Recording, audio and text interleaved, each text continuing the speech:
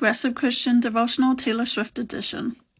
Too much of Western Christian theology is simply the prosperity gospel in disguise. If you do X, Y, and Z, God will protect you. And while there are Bible verses that lend support to that notion, there are also many others that point to the fact that life is hard and horrific things happen. Yet in the midst of all that, God is with us.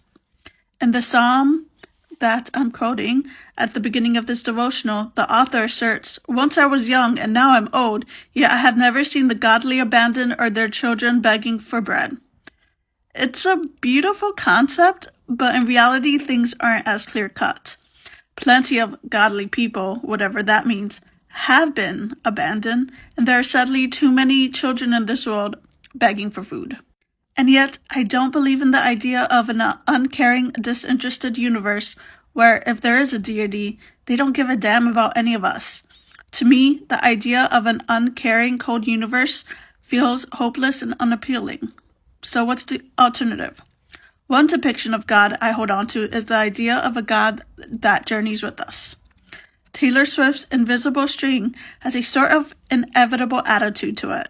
Of course she met the love of her life. It was bound to happen. There was a string that tied them together.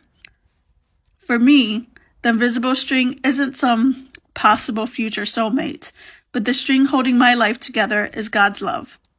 God is tied to humanity.